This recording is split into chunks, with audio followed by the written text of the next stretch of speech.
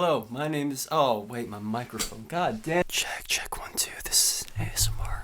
Mic test. Hello, check 1, 2, 1, 2, 1, 2, 1, 2, 3, 4, 5, 6, 7, 8, 9, 10, 11. Alright, cool. Yeah, okay, so I know my voice sounds like more sick than ever, but I swear this is actually the day that I'm quite coming down from my sickness.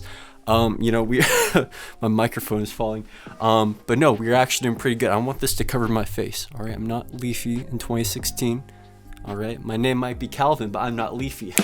But anyway, skip all the chitter chatter. Today I wanted to be talking about anxiety. Pretty common mental health topic, pretty general. But today I wanted to dive into how I have managed to simmer down my anxiety, or at least simmer it down as much as possible. It's always going to be there to some extent. But I feel like if every situation you're stepping into, big or small, you feel like you're just always on the brink of death, I don't feel like that's the most healthy thing. So in this video, I wanted to discuss with you guys how I have managed to simmer it down to an extent that is manageable and to the point where I can live my life day to day. Now, anxiety is something we all deal with to different levels, all right? Depending on how much of it we have, that just depends on us, our genetics, our lifestyle. There's multiple factors that play into it. But to give you guys some backstory on me, I have felt anxiety at times in my life where I've been doing great, where I have been peak, and were times where I have been at my lowest. There really hasn't been a point in time where I haven't felt some level of anxiety. To give you some examples of anxiety I would feel if I'm doing really good, I would always wonder, oh, is this great thing that's happening, is it going to maintain? When is the day going to come that I'm going to lose this thing? Am I doing the right things to even maintain this thing? What if I'm doing everything wrong and I don't even know it? It always just starts with that cycle of questions. And some examples of anxiety I felt when I've been at my lowest points in my life where it feels like things have just gone to total shit.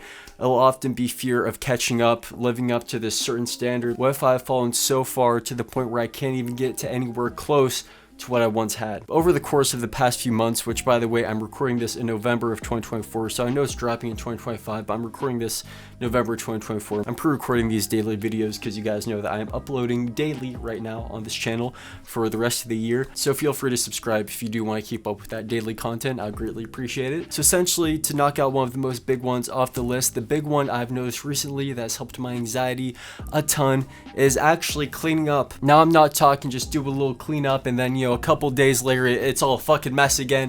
You kind of have to start from scratch, all right? Because literally what I did is I did a deep dive in my computer, in my desktop, and I cleaned out a bunch of files because before I cleaned anything out, I was one of those types where I just have files all over my desktop, just covering my entire desktop. If you go into my documents, my downloads, my pictures, you're gonna find files scattered everywhere. And since I'm creative, for the longest time, I would just call this organized chaos, and it's my way of work, and it doesn't matter, which at the time it didn't matter. It came to a point where I really wanted to change this because I just felt like I would get a huge benefit out of it if I did, not only just mentally with anxiety and stuff, it just feels like a lot less clutter, and I'm at a point in time right now where I just like things being clean like that, alright? I like that cleanliness. Now, like I said, I cleaned up my computer, but this can also be your car, just something that you can really deep clean that you probably should, but you've maybe been putting off. And I know, for example, with my car, I don't really have to worry about deep cleaning right now because we're actually going to sell it soon, and before that we're going to get someone else to do a lot of cleaning, so I just have to take some of my stuff out of it. But say if I did know I was keeping my current car for a lot longer, I would actually be really cleaning it out, alright? I would be doing a deep clean of that even. So anything just has a lot of clutter inside of it that you can't deep clean. Like I said, this can be your computer, your car, or your room.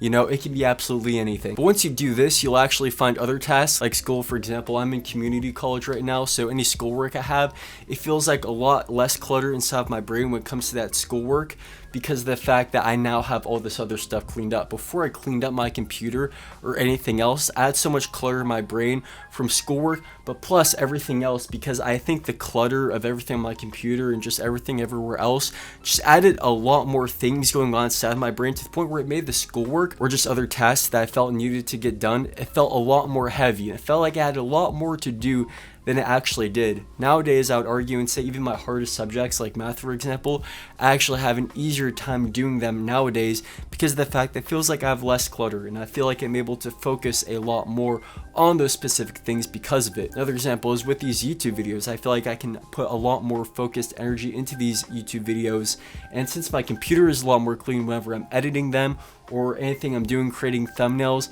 I feel like I'm just a lot more organized and efficient rather than, oh, I have this one cool stock that I want to use, but I don't know where it went. I have to search everywhere for it. And I get it. Some of you guys, maybe like me, maybe you have told yourself, oh, I love the clutter, I love the chaos, it helps me in some way. I just know for me, I was lying to myself and it actually wasn't helping me at all. Now, second tip I have is reducing or completely quitting just YouTube binging or just YouTube on YouTube video that you're watching. Because I know for me, when I did this a lot, I would stop and all of a sudden I would feel a lot of anxiety. Because if you're like me, you get a lot of anxiety when it comes to time wasted, getting older, what's going to be there in the future. If there's one type of anxiety that I personally am most prone to experience, it is time related anxiety. So you can imagine for me, if I haven't binged YouTube for 1 hour, I will start flipping the hell out because I'll be like, oh my god, all that time wasted, what could I have done within that time? So nowadays I just don't really binge YouTube at all, or if I come to YouTube for anything, it's for a specific thing that I need, or I have this rule with myself. If I'm with friends, if I'm with someone that I care about and we're watching YouTube video or whatever,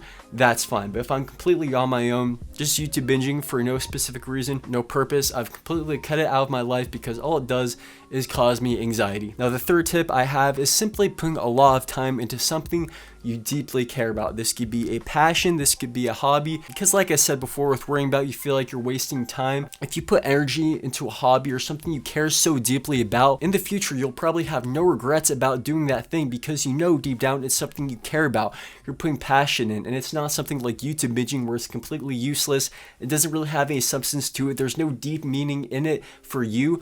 But if you find a hobby, a passion, something that you care so deeply about that you honestly just can't keep yourself away from, you keep doing that every single day. For me, it's music, it's creating YouTube videos, it's art, it's photography. Find that thing that is your specific hobby, passion that you just care so deeply about, because there's a lot about, not giving a shit, if you will, okay? Say you want to be someone who just doesn't give a fuck, all right? Listen, here's the truth. You're always going to be caring about something. It's how humans are, okay? We always care about something. The rule with this is to put all that energy into the things that you truly care about. That one thing that you care about just most, that you just feel like you can't survive without, okay? So for me, is like creating music primarily, right? With all those other things too. Because I put so much energy into those things whenever I'm outside of that environment, whenever I'm in a social environment, whenever I'm in school or wherever, if I'm in a social gathering, I'm generally a very chilled out dude because I put so much energy and so much focus into that music, into those things that I care about, that when I'm just around people or whatever, I don't get really social anxiety much. I don't get, just anxiety around people because I put so much energy into what I care about that I go anywhere else, I'm just like, this is fine, because I feel like all that energy that could be put into worrying about those things got put into my passions. Because keep in mind that anxiety is an energy at the end of the day, okay? So you can apply it however you want, where you want, just be conscious of it. Now the last tip I have for you with anxiety is simply picture the worst case scenario. Whoops, I'm gonna give you guys an example, all right? Okay, say you want to ask a girl out or ask a dude out or ask whoever out, depending on who's watching this, but just picture yourself asking that person out, all right? And picture the worst case scenario happening, okay? Because often what happens with this is you see the worst case scenario and you actually kind of laugh at it a little bit. For example, all right, if I'm putting myself in this scenario, okay, there's a girl I want to ask out, and I picture, okay, what happens if I do? And I picture the worst case scenario.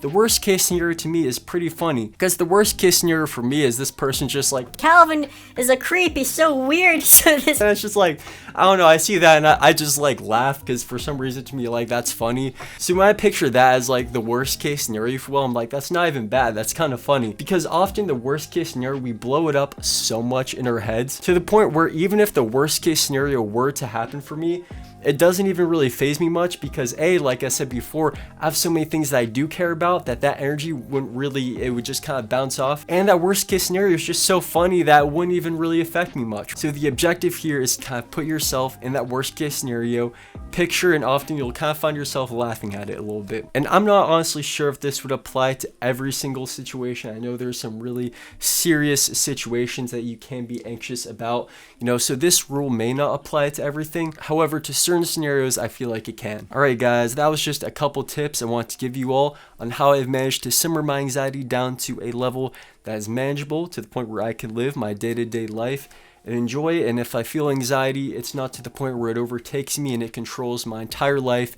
It makes me feel like I'm on the brink of death every second. But if you guys enjoyed this video, feel free to subscribe, drop a like, drop a comment, whatever you want to do. If you guys didn't know, I will be daily uploading throughout the entire rest of the year, so keep up to date on this channel if you wish. But I love you guys lots. I wish you guys the best in your lives, and I will see you guys in the next video. Bye bye.